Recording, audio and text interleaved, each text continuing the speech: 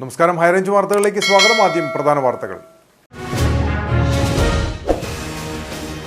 Parliament തെരഞ്ഞെടുപ്പിൽ ഇടുക്കിയിൽ രണ്ടാം തവണയും UDF സ്ഥാനാർത്ഥി ഡീൻ കുര്യാക്കോസിന് വിജയം. ഡീൻ വീണ്ടും പാർലമെന്റിലേക്ക് തെരഞ്ഞെടുക്കപ്പെട്ടത് 1,33,727 വോട്ടുകളുടെ ഭൂരിപക്ഷത്തിൽ. ഈ മഹാവിജയം ഇന്ത്യയിലെ ജനാധിപത്യ മതേതര പോരാട്ടത്തിന് കരുത്തു പകരുന്നതിനുള്ള ഇടുക്കിയിലെ ജനങ്ങളുടെ സംഭാവനയെന്ന് ഡീൻ കുര്യാക്കോസ്. 2024 ലോക്സഭാ തെരഞ്ഞെടുപ്പ് ഫലം കേരളത്തിന് മുന്നിലെത്തിയത് രാഷ്ട്രീയ കൗതുകങ്ങളുടെ കൈപിടിച്ച്. 18ാം ലോക്സഭയിലേക്കുള്ള തെരഞ്ഞെടുപ്പിൽ കേരളത്തിന് ലഭിച്ചത് 3 പുതുമുഖ എംപിമാരെ. മത്സരിച്ച 19 സിറ്റിംഗ് എംപിമാരിൽ 15 പേരും വിജയിച്ചപ്പോൾ 4 പേർ പരാജയമറിഞ്ഞു. ഇടുക്കിയിലെ തെരഞ്ഞെടുപ്പ് തോൽവി പരിശോധിക്കുമെന്ന CPM സംസ്ഥാന സെക്രട്ടേറിയറ്റ് അംഗം KK ജയചന്ദ്രൻ. ദേശീയ തലത്തിലുണ്ടായ BJP വിരുദ്ധ ജനവികാരം കോൺഗ്രസിന് ഗുണമായെന്നും ജയചന്ദ്രൻ. കട്ടപ്പന ഇരട്ട കൊലപാതക കേസിലെ 2ാം പ്രതി വിഷ്ണുവിനെ കട്ടപ്പന കോടതിയിൽ ഹാജരാക്കി. തന്നെ കേസിൽ മാപ്പുസാക്ഷിയാക്കണമെന്നാവശ്യപ്പെട്ട് വിഷ്ണു തൊടുപുഴ CJM കോടതിയിൽ അപേക്ഷ നൽകിയിരുന്നു. ഇത് പരിഗണിച്ച് മൊഴി രേഖപ്പെടുത്താനാണ് വിഷ്ണുവിനെ കോടതിയിൽ ഹാജരാക്കിയത്. വിശദമായ വാർത്തകൾ. പാർലമെന്റ് തെരഞ്ഞെടുപ്പിൽ ഇടുക്കിയിൽ രണ്ടാം തവണയും UDF സ്ഥാനാർത്ഥി ഡീൻ കുര്യാക്കോസിന് വിജയം. 1,33,727 വോട്ടുകളുടെ ഭൂരിപക്ഷത്തിലാണ് ഡീൻ വീണ്ടും പാർലമെന്റിലേക്ക് തെരഞ്ഞെടുക്കപ്പെട്ടത്. വോട്ടെണ്ണൽ ആരംഭിച്ച സമയം മുതൽ ഡീൻ കുര്യാക്കോസ് വ്യക്തമായ ലീഡ് നേടിയിരുന്നു. വോട്ടെണ്ണൽ ആരംഭിച്ച ആദ്യ സമയം മുതൽ തന്നെ ഡീൻ കുര്യാക്കോസ് വ്യക്തമായ ലീഡ് നേടിയിരുന്നു. ആദ്യം എണ്ണിയ തപാൽ വോട്ടുകളിൽ 5,243 വോട്ടുകൾ ഡീൻ കുര്യാക്കോസിന് ലഭിച്ചു. LDF സ്ഥാനാർത്ഥി അഡ്വക്കേറ്റ് ജോയ്സ് ജോർജിന് 2,670 വോട്ടുകളും NDA സ്ഥാനാർത്ഥി അഡ്വക്കേറ്റ് സംഗീത വിശ്വനാഥിന് തപാൽ വോട്ടുകളിൽ 660 വോട്ടുകളുമാണ് ലഭിച്ചത്. ഇടുക്കി പാർലമെന്റ് മണ്ഡലത്തിൽ നിന്നും ഡീൻ കുര്യാക്കോസിന് 4,22,622 വോട്ടുകളും LDF സ്ഥാനാർത്ഥി അഡ്വക്കേറ്റ് ജോയ്സ് ജോർജിന് 2,93,017 വോട്ടുകളുമാണ് ലഭിച്ചത്. അഡ്വക്കേറ്റ് സംഗീത വിശ്വനാഥിന് 90,153 വോട്ടുകൾ ലഭിച്ചു. ഇടുക്കി ലോക്സഭാ മണ്ഡലത്തിൽ ഉൾപ്പെടുന്ന 7 നിയോജക മണ്ഡലങ്ങളിലും ഡീൻ കുര്യാക്കോസ് വ്യക്തമായ ലീഡ് നേടിയാണ് രണ്ടാം തവണയും ലോക്സഭയിലേക്ക് തിരഞ്ഞെടുക്കപ്പെട്ടത്. വോട്ടെണ്ണൽ പൂർത്തിയായതോടെ ഇടുക്കി ജില്ലാ കളക്ടറും വരണാധികാരിയുമായ ഷീബ ജോർജ് ഡീൻ കുര്യാക്കോസിനെ വിജയിയായി പ്രഖ്യാപിച്ചു.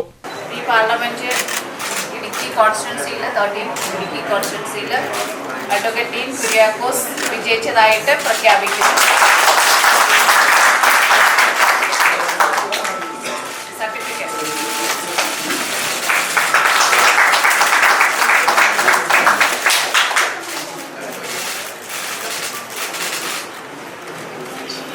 All the best.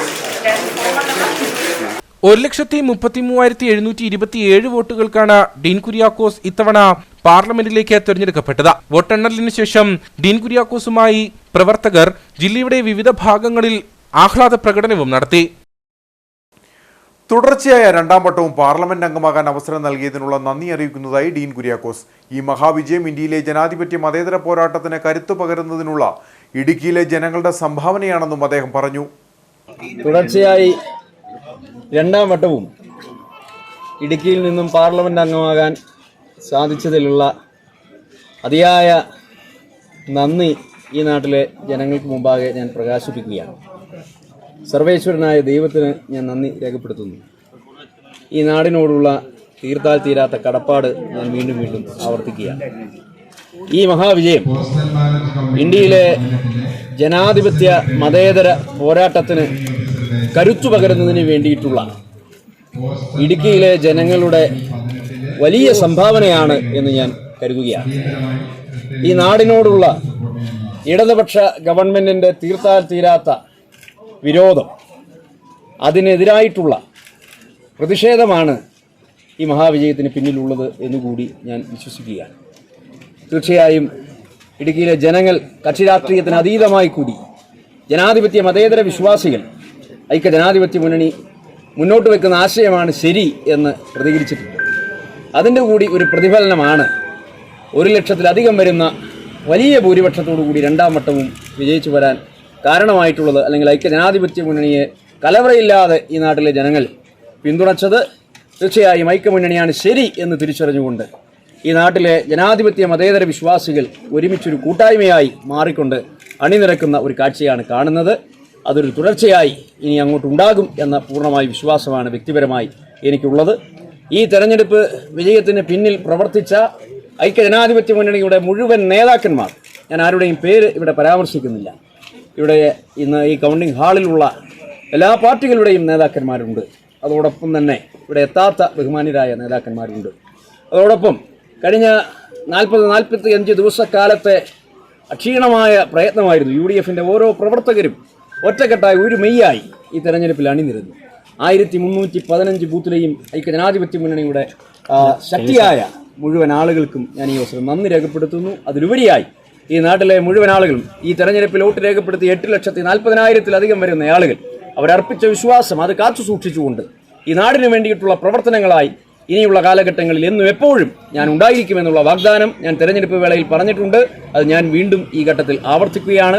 ഏത് ഘട്ടത്തിലും ഈ നാട്ടിൽ ഏതൊരാളോടുമൊപ്പം ഒരു ജനപ്രതിനിധി എന്നുള്ള നിലയിൽ എൻ്റെ അടുക്കൽ വരുന്ന ഏതൊരാൾക്കും അവരോടെല്ലാം തുല്യമായ പരിഗണന വെച്ചുകൊണ്ട് എങ്ങനെയാണോ ഐക്യജനാധിപത്യ മുന്നണി മുൻപോട്ട് വെക്കുന്ന ആശയം, അതിന് വേണ്ടിയിട്ടുള്ള അല്ലെങ്കിൽ ആ ആശയത്തെ മുറുകെ പിടിച്ചുകൊണ്ട് ഏവർക്കും സമീപസ്ഥനായി ഞാൻ ഉണ്ടായിരിക്കും എന്നുകൂടി പറയുകയാണ്. 2024 ലോക്സഭാ തെരഞ്ഞെടുപ്പ് ഫലം കേരളത്തിന് മുന്നിലെത്തിയത് രാഷ്ട്രീയ കൗതുകങ്ങളുടെ കൈപിടിച്ച്. 18ാം ലോക്സഭയിലേക്കുള്ള തെരഞ്ഞെടുപ്പിൽ കേരളത്തിന് ലഭിച്ചത് 3 പുതുമുഖ എംപിമാരെ. മത്സരിച്ച 19 സിറ്റിംഗ് എംപിമാരിൽ 15 പേരും വിജയിച്ചപ്പോൾ 4 പേർ പരാജയമറിഞ്ഞു. തൃശൂരിൽ നിന്ന് സുരേഷ് ഗോപി, വടകരയിൽ നിന്ന് ഷാഫി പറമ്പിൽ, ആലത്തൂരിൽ നിന്ന് കെ രാധാകൃഷ്ണൻ എന്നിവരാണ് ആദ്യമായി ലോക്സഭയിലേക്ക് തിരഞ്ഞെടുക്കപ്പെട്ടവർ. മത്സരിച്ച 19 സിറ്റിംഗ് എംപിമാരിൽ 15 പേരും വിജയിച്ചപ്പോൾ 4 പേർ പരാജയമറിഞ്ഞു. Sasi Tharoor, Adoor Prakash, NK Premachandran, Anto Antony, Kodikunnil Suresh, Dean Kuriakose, Hibi Eden, Benny Behanan, VK Sreekandan, ET Muhammad Basheer, MP Abdul Samad Samadani, MK Raghavan, Rahul Gandhi, K Sudhakaran, Rajmohan Unnithan എന്നിവരാണ് ലോക്സഭയിലേക്ക് വീണ്ടും തിരഞ്ഞെടുക്കപ്പെട്ടവർ. ആലപ്പുഴയിൽ AM ആരിഫ്, കോട്ടയത്ത് തോമസ് ചാഴിക്കാടൻ, തൃശൂരിൽ K മുരളീധരൻ, ആലത്തൂരിൽ രമ്യ ഹരിദാസ് എന്നിവരാണ് തോറ്റ സിറ്റിംഗ് എംപിമാർ. KC വേണുഗോപാൽ, ഫ്രാൻസിസ് ജോർജ് എന്നിവർ ഒരിടവേളയ്ക്ക് ശേഷം വീണ്ടും ലോക്സഭയിലേക്ക് എത്തുകയാണ്. ഇതാദ്യമായി സുരേഷ് ഗോപിയിലൂടെ BJPക്ക് കേരളത്തിൽ നിന്ന് ഒരു ലോക്സഭാ MPയെയും ലഭിച്ചു.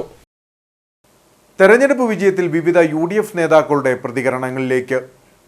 കഴിഞ്ഞ 5 വർഷക്കാലം ഈ നിയോജക മണ്ഡലത്തെ പ്രതിനിധീകരിച്ച MP എന്നുള്ള നിലയിൽ അഡ്വക്കേറ്റ് ഡീൻ കുര്യാക്കോസിന്റെ പ്രവർത്തനത്തിന് ലഭിച്ചിരിക്കുന്ന വലിയൊരു അംഗീകാരമാണിത്. അദ്ദേഹം പാർലമെന്റിൽ ഇടുക്കിയിലെയും പ്രത്യേകിച്ച് ഹൈറേഞ്ചിലെ ജനതയ്ക്ക് വേണ്ടിയിട്ടുള്ള അദ്ദേഹത്തിന്റെ പോരാട്ടം, ഇന്ത്യൻ പാർലമെന്റിൽ ഹൈറേഞ്ച് ജനതയുടെ ശബ്ദം മുഴക്കുന്നതിന് വേണ്ടി അദ്ദേഹം നടത്തിയിട്ടുള്ള ശ്രമങ്ങൾ, അദ്ദേഹം ഓരോ ബുദ്ധിമുട്ടുകളും ആളുകൾക്കുണ്ടായപ്പോൾ അവരോട് ഒത്തുനിന്നുകൊണ്ടുള്ള അദ്ദേഹത്തിന്റെ ആ പ്രവർത്തനങ്ങൾ, അതോടൊപ്പം തന്നെ അദ്ദേഹം നടത്തിയിട്ടുള്ള നിരവധിയായ ജീവകാരുണ്യ പ്രവർത്തനങ്ങൾ, ഇവയെല്ലാം ഇടുക്കിയിലെ ജനങ്ങൾ ഉൾക്കൊള്ളുകയും അതിനുള്ള വലിയൊരു അംഗീകാരം നൽകുകയും ചെയ്തിട്ടുണ്ട്. അതോടൊപ്പം തന്നെ അധികാരത്തിലിരിക്കുന്ന കേരളത്തിൽ അധികാരത്തിലിരിക്കുന്ന ഇടതുപക്ഷ ഗവൺമെന്റിന്റെ ഭരണ വൈകല്യങ്ങൾക്കെതിരെയുള്ള വലിയ ഒരു ജനവികാരമാണ് ഇവിടെ കാണാനായിട്ട് നമുക്ക് കഴിയുന്നത്. ഇത് ഗവൺമെന്റിന്റെ പ്രവർത്തനങ്ങളും പരിപാടികളുമെല്ലാം ജനങ്ങൾ അംഗീകരിച്ചിട്ടില്ല, തിരസ്കരിച്ചിരിക്കുന്നു എന്നുള്ളതാണ് നമുക്ക് കാണാൻ കഴിയുന്നത്. അത് കേരളത്തിൽ എന്നുള്ളതല്ല, നമ്മുടെ രാജ്യത്ത് തന്നെയും ഇന്ത്യ മുന്നണിയെ വളരെ മോശമായി പുച്ഛിച്ച് സംസാരിച്ചു കൊണ്ടിരുന്ന പല മാധ്യമങ്ങൾക്കും അതോടൊപ്പം തന്നെ BJP നേതാക്കന്മാർക്കുമൊക്കെ ഇന്ത്യ മുന്നണിയെ അംഗീകരിക്കേണ്ട സ്ഥിതിയിലേക്ക് വന്നിരിക്കുന്നു. ഇന്ത്യൻ രാഷ്ട്രീയത്തിൽ നരേന്ദ്രമോദിയോടൊപ്പം നിൽക്കുന്നയാളാണ് ശ്രീ രാഹുൽ ഗാന്ധി എന്ന് ഇന്ത്യൻ ജനത അംഗീകരിക്കുന്ന ഒരു നിലയിലേക്ക് ഇന്ത്യൻ രാഷ്ട്രീയം മാറിയിരിക്കുന്നു എന്നാണ് നമുക്ക് കാണാനായിട്ട് കഴിയുന്നത്. പിണറായി സർക്കാരിന്റെ ഒന്നാം പിണറായി സർക്കാരിന്റെയും രണ്ടാം പിണറായി സർക്കാരിന്റെയും കാലഘട്ടത്തിൽ ഈ ജില്ലയിലെ ജനങ്ങളോട് കാണിച്ച അനീതി, പറഞ്ഞ് ചതിച്ച് വഞ്ചിച്ച നടപടികൾ, എത്രയോ കാര്യങ്ങളാണ് ബഹുമാനപ്പെട്ട കേരളത്തിന്റെ മുഖ്യമന്ത്രി തന്നെ ഈ ജില്ലയിൽ കട്ടപ്പന ഉൾപ്പെടെയുള്ള സ്ഥലങ്ങളിൽ തെരഞ്ഞെടുപ്പ് പ്രചാരണ സമയങ്ങളിലെല്ലാം വന്ന് ഈ ജനങ്ങളോട് 12,000 കോടി രൂപയുടെ പാക്കേജ് സഹായം ഉണ്ടാകും, ഈ ജില്ലയിലെ ജനങ്ങളെ സഹായിക്കും, പ്രളയത്തിൽപ്പെട്ടവരെ സഹായിക്കും, കാർഷിക മേഖല തകർന്നവരെ സഹായിക്കും, അങ്ങനെ ഏതെല്ലാം തരത്തിലുള്ള വാഗ്ദാനങ്ങളാണ് നൽകിയത് എന്ന് ഈ ജില്ലയിലെ ജനങ്ങൾക്ക് മറക്കാൻ കഴിയത്തില്ല. പറഞ്ഞതല്ലാതെ ഒരു നയാ പൈസയുടെ ഉപകാരം പോലും ഈ നാട്ടിലെ ജനങ്ങൾക്ക് പിണറായി സർക്കാരിന്റെ ഭാഗത്ത് ഉണ്ടായിട്ടില്ല. ഉപദ്രവമല്ലാതെ ഉപകാരം ഉണ്ടായിട്ടില്ല. കേരളത്തിലെ 13 ജില്ലകളിലും ഇല്ലാത്ത നിർമ്മാണ നിരോധനം ഈ ജില്ലയിൽ നടപ്പാക്കണമെന്ന് വാശി പിടിച്ച് സുപ്രീം കോടതിയിൽ വരെ പോയി പരാജയപ്പെട്ടിട്ട് പോലും അത് തിരുത്താൻ തയ്യാറാകാത്ത ഏകാധിപത്യ സ്വഭാവം കാണിക്കുന്ന ഒരു ഗവൺമെന്റിനെതിരായിട്ടുള്ള ജനവിധിയാണ് തീർച്ചയായിട്ടും ഈ പാർലമെന്റ് തെരഞ്ഞെടുപ്പിൽ ഉണ്ടായിട്ടുള്ളത് എന്ന് ഞങ്ങൾ കരുതുകയാണ്. അതോടൊപ്പം തന്നെ ജില്ലയിലെ കാർഷിക മേഖല തകർന്ന് തരിപ്പണമായിട്ടും തിരിഞ്ഞു നോക്കാത്ത ഒരു ഗവൺമെന്റ്, എല്ലാ തരത്തിലും ഈ ജില്ലയോട് എന്തോ ഒരു വൈരാഗ്യ ബുദ്ധിയോടുകൂടി എടുത്തിട്ടുള്ള നിലപാടുകൾക്കെതിരെ ഈ ജില്ലയിലെ ജനങ്ങൾ അതിശക്തമായിട്ട് UDF അനുകൂലമായി നിൽക്കണമെന്നുള്ള ചിന്താഗതി ഉണ്ടായി. കഴിഞ്ഞ പാർലമെന്റ് തെരഞ്ഞെടുപ്പിലുണ്ടായ അതേ വിജയം തന്നെയാണ് ഇത്തവണയും ആവർത്തിച്ചിരിക്കുന്നത് എന്നാണ് ഞങ്ങൾ മനസ്സിലാക്കുന്നത്. ഡീൻ കുര്യാക്കോസിന്റെ വിജയത്തെ തുടർന്ന് UDF പ്രവർത്തകർ ജില്ലയുടെ വിവിധ മേഖലകളിൽ നടത്തിയ ആഹ്ലാദ പ്രകടനങ്ങളുടെ ദൃശ്യങ്ങളിലേക്ക്.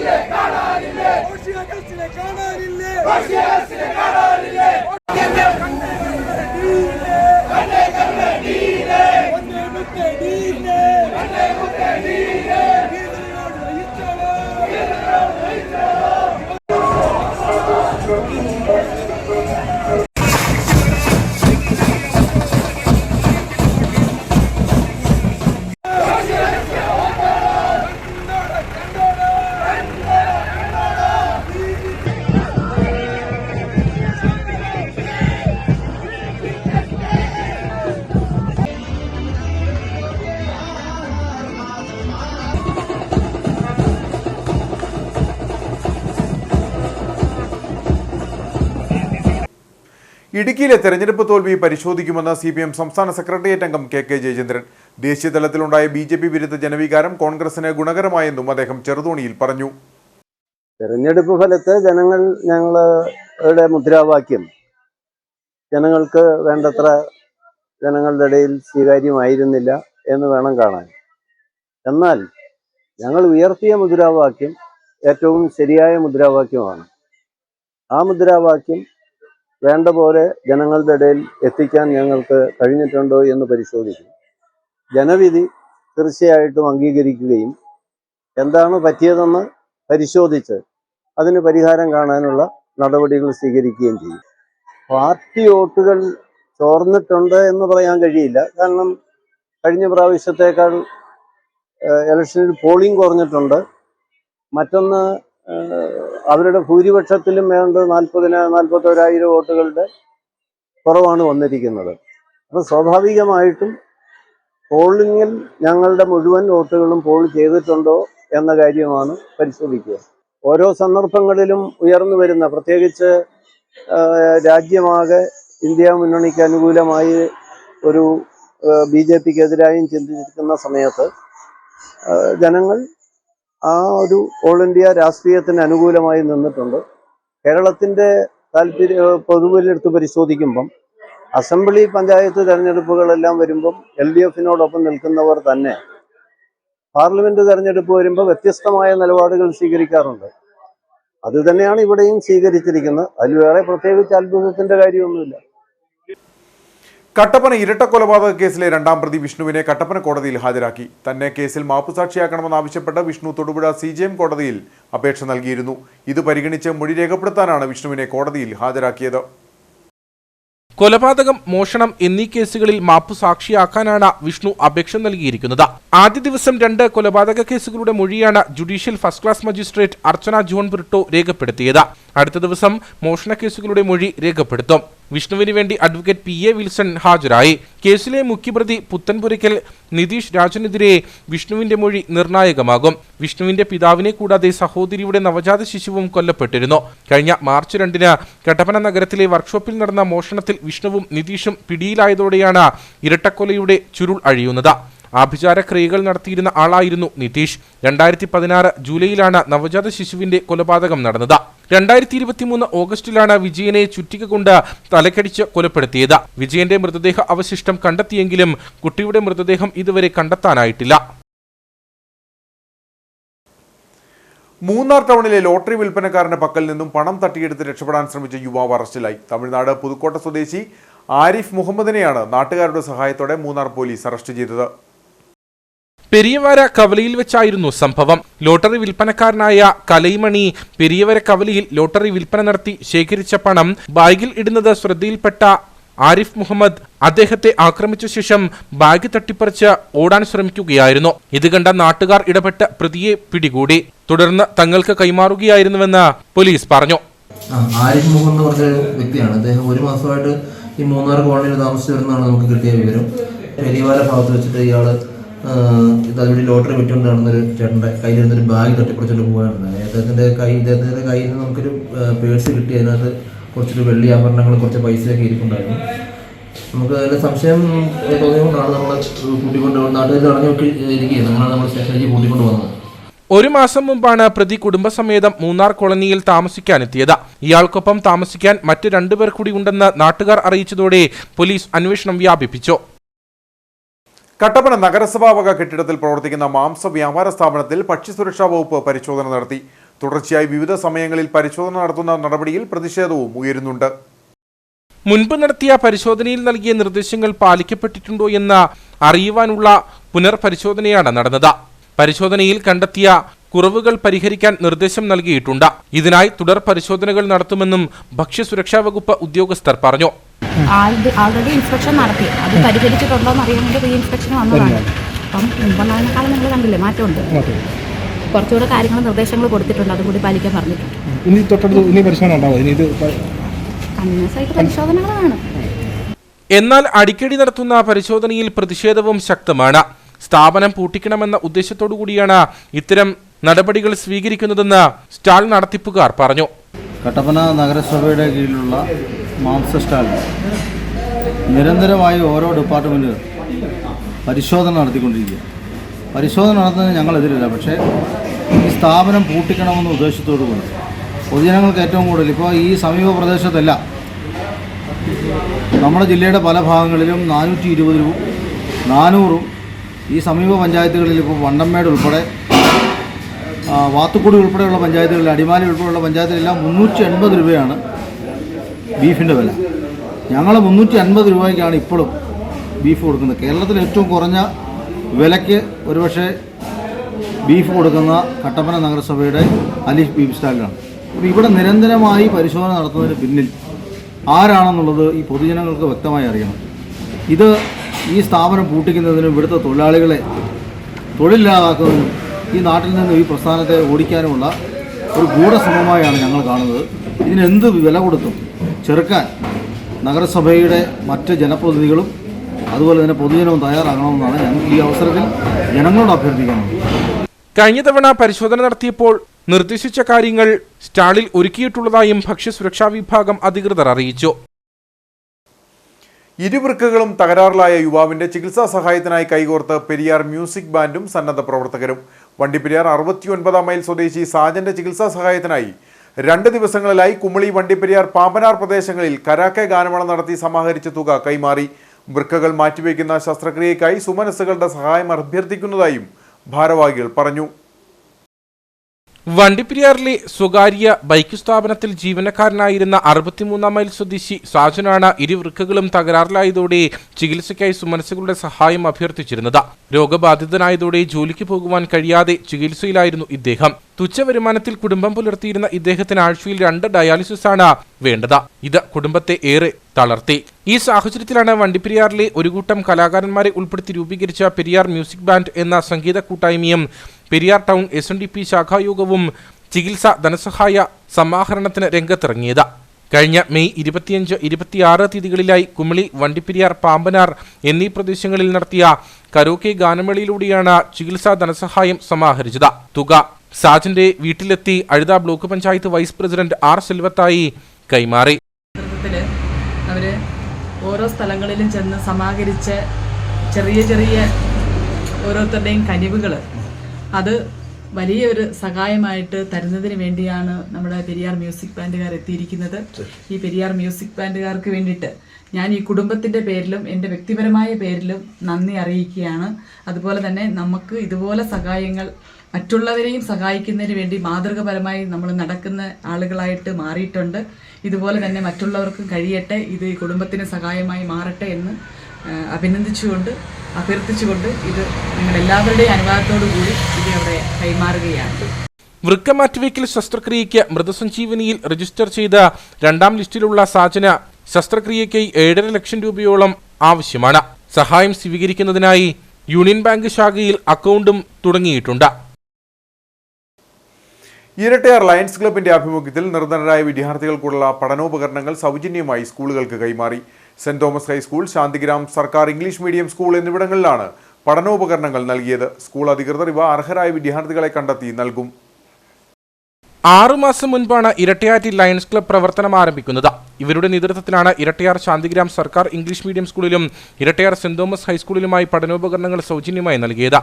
ക്ലബിന്റെ സാമൂഹിക സേവന പ്രവർത്തനങ്ങളുടെ ഭാഗമായാണ് പ്രവർത്തനങ്ങൾ നടത്തുന്നത്. തുടർന്നുള്ള നാളുകളിലും ഇത്തരത്തിലുള്ള പ്രവർത്തനങ്ങൾ സമൂഹത്തിൽ നടത്താനാണ് തീരുമാനം. ക്ലബിന് കീഴിലുള്ള മുഴുവൻ അംഗങ്ങളുടെയും സഹകരണമാണ് ഇത്തരമുള്ള പ്രവർത്തനങ്ങൾക്ക് പിന്നിൽ. ക്ലബ് അംഗങ്ങളുടെ നേതൃത്വത്തിൽ 2 സ്കൂളുകളിലും നേരിട്ടെത്തിയാണ് പഠനോപകരണങ്ങൾ കൈമാറിയത്. ശാന്തിഗ്രാം ഗാന്ധിജി ഇംഗ്ലീഷ് മീഡിയം സർക്കാർ സ്കൂൾ പ്രിൻസിപ്പൽ രാധികാ ദേവിക്കും Erattayar Saint Thomas high school principal George Kutty എംവിക്കുമാണ് പഠനോപകരണങ്ങൾ നൽകിയത്. Erattayar Lions Club, Erattayar Saint Thomas ഹൈസ്കൂളിലെയും Shanthigram Gandhiji English medium government ഹൈസ്കൂളിലെയും നിർധനരായ കുട്ടികൾക്ക് കുട വാങ്ങി നൽകുന്നതിന് തീരുമാനിച്ചിരുന്നു. അതനുസരിച്ചാണ് ഇന്ന് നമ്മൾ കുട വിതരണം ചെയ്യുന്നത്.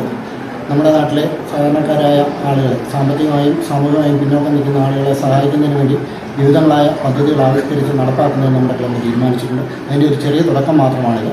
കൂടുതൽ പ്രവർത്തനങ്ങൾ സംഘടിപ്പിച്ചുകൊണ്ട് ഈ നാട്ടിലെ സാധാരണക്കാരെ സഹായിക്കുന്നതിന് വേണ്ടിയുള്ള പ്രവർത്തനങ്ങളുമായി ഈ ക്ലബ്ബ് മുന്നോട്ട് പോകും. തീർച്ചയായിട്ടും ലയൺസ് ക്ലബ്ബ് പോലുള്ള ഒരു പ്രസ്ഥാനം അത് ഇത്തരത്തിലുള്ള സാമൂഹ്യ പ്രതിബദ്ധതയോടെയുള്ള പ്രവർത്തനങ്ങൾ ഏറ്റെടുത്ത് നടപ്പാക്കുന്നത് നമ്മുടെ ഈ നാട്ടിൽ ഇപ്പോഴും സഹായം അർഹിക്കുന്ന ആളുകളെ സഹായിക്കാനുള്ള സന്നദ്ധതയുള്ള കാര്യങ്ങൾ ഇപ്പോഴും ഉണ്ട് എന്ന് സൂചിപ്പിക്കുന്ന സൂചനയാണ് നമുക്ക് നൽകുന്നത്.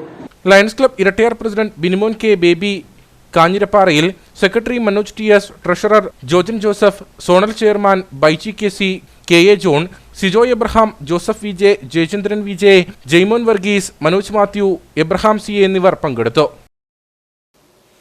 ഇനി നേർക്കാഴ്ചയിലേക്ക്.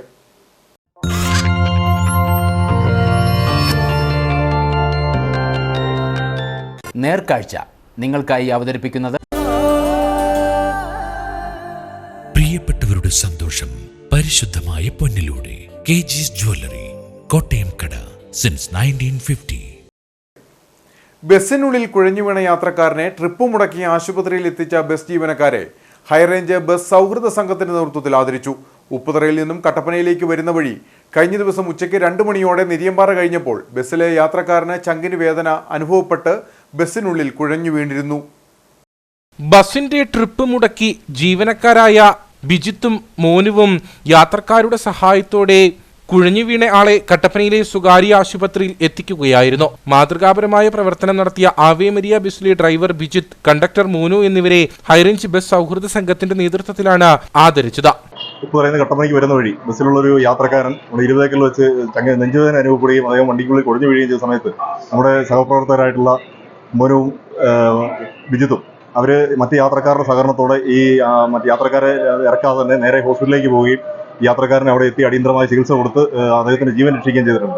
അപ്പം അത്തരം ഒരു മാനുഷികമായ ഒരു സേവനം ചെയ്ത, അല്ലെങ്കിൽ മനുഷ്യത്വപരമായ ആ സേവനം ചെയ്ത ആ സഹപ്രവർത്തകരെ ഹൈറേഞ്ച് ബസ് സൗഹൃദ സംഘത്തിന് വേണ്ടി ആദരിക്കുന്നതിനാണ് നമ്മളിപ്പോൾ ഇന്ന് ചേർന്നിട്ടുള്ളത്. നമ്മുടെ പ്രിയപ്പെട്ട സഹപ്രവർത്തകർ, പ്രത്യേകിച്ച് ബസ് ജീവനക്കാർ ചെയ്യുന്ന നെഗറ്റീവ് വശങ്ങളാണ് സമൂഹത്തിൽ എന്നും എടുത്തു കാണിക്കപ്പെടുന്നത്. പക്ഷേ ഇവർ ചെയ്ത ഈ സാമൂഹ്യ സേവനത്തിന് അവരെ ആദരിക്കുന്നതിന് വേണ്ടിയാണ് നമ്മളിന്ന് ഇവിടെ ചേർന്നിട്ടുള്ളത്.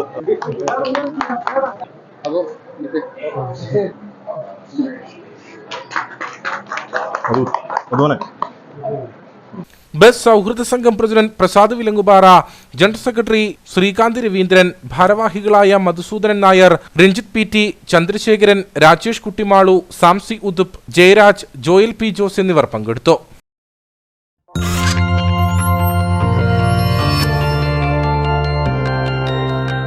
നേർക്കാഴ്ച നിങ്ങൾക്കായി അവതരിപ്പിച്ചത് പ്രിയപ്പെട്ടവരുടെ സന്തോഷം പരിശുദ്ധമായ പൊന്നിലൂടെ KG's ജ്വല്ലറി, കോട്ടയം കട, സിൻസ് 1950. ഇനി കമ്പോളം.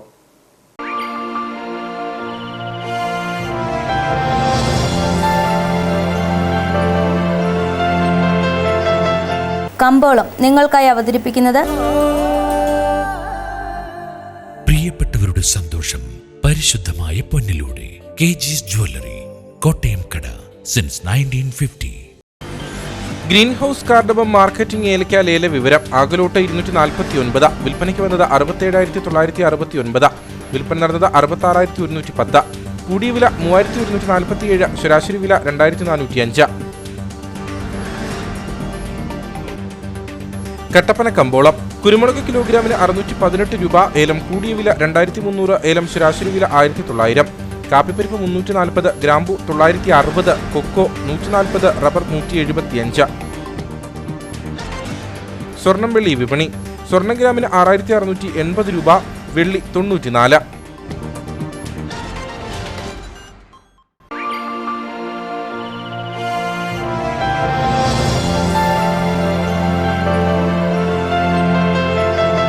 കമ്പോളം നിങ്ങൾക്കായി അവതരിപ്പിച്ചത് പ്രിയപ്പെട്ടവരുടെ സന്തോഷം പരിശുദ്ധമായ പൊന്നിലൂടെ. KG's ജ്വല്ലറി, കോട്ടയം കട, സിൻസ് 1950. പ്രധാന വാർത്തകൾ ഒരിക്കൽ കൂടി. പാർലമെന്റ് തെരഞ്ഞെടുപ്പിൽ ഇടുക്കിയിൽ രണ്ടാം തവണയും UDF സ്ഥാനാർത്ഥി ഡീൻ കുര്യാക്കോസിന് വിജയം. ഡീൻ വീണ്ടും പാർലമെന്റിലേക്ക് തെരഞ്ഞെടുക്കപ്പെട്ടത് 1,33,727 വോട്ടുകളുടെ ഭൂരിപക്ഷത്തിൽ. ഈ മഹാവിജയം ഇന്ത്യയിലെ ജനാധിപത്യ മതേതര പോരാട്ടത്തിന് കരുത്തു പകരുന്നതിനുള്ള ഇടുക്കിയിലെ ജനങ്ങളുടെ സംഭാവനയെന്ന് ഡീൻ കുര്യാക്കോസ്. 2024 ലോക്സഭാ തെരഞ്ഞെടുപ്പ് ഫലം കേരളത്തിന് മുന്നിലെത്തിയത് രാഷ്ട്രീയ കൗതുകങ്ങളുടെ കൈപിടിച്ച്. 18ാം ലോക്സഭയിലേക്കുള്ള തെരഞ്ഞെടുപ്പിൽ കേരളത്തിന് ലഭിച്ചത് 3 പുതുമുഖ എംപിമാരെ. മത്സരിച്ച 19 സിറ്റിംഗ് എംപിമാരിൽ 15 പേരും വിജയിച്ചപ്പോൾ 4 പേർ പരാജയമറിഞ്ഞു. ഇടുക്കിയിലെ തെരഞ്ഞെടുപ്പ് തോൽവി പരിശോധിക്കുമെന്ന CPM സംസ്ഥാന സെക്രട്ടേറിയറ്റ് അംഗം KK ജയചന്ദ്രൻ. ദേശീയ തലത്തിലുണ്ടായ BJP വിരുദ്ധ ജനവികാരം കോൺഗ്രസിന് ഗുണമായെന്നും ജയചന്ദ്രൻ. കട്ടപ്പന ഇരട്ട കൊലപാതക കേസിലെ 2ാം പ്രതി വിഷ്ണുവിനെ കട്ടപ്പന കോടതിയിൽ ഹാജരാക്കി. തന്നെ കേസിൽ മാപ്പുസാക്ഷിയാക്കണമെന്നാവശ്യപ്പെട്ട വിഷ്ണു തൊടുപുഴ CJM കോടതിയിൽ അപേക്ഷ നൽകിയിരുന്നു. ഇത് പരിഗണിച്ച് മൊഴി രേഖപ്പെടുത്താനാണ് വിഷ്ണുവിനെ കോടതിയിൽ ഹാജരാക്കിയത്. ഇതോടെ ഈ വാർത്താ ബുള്ളറ്റിൻ സമാപിക്കുന്നു. നമസ്കാരം.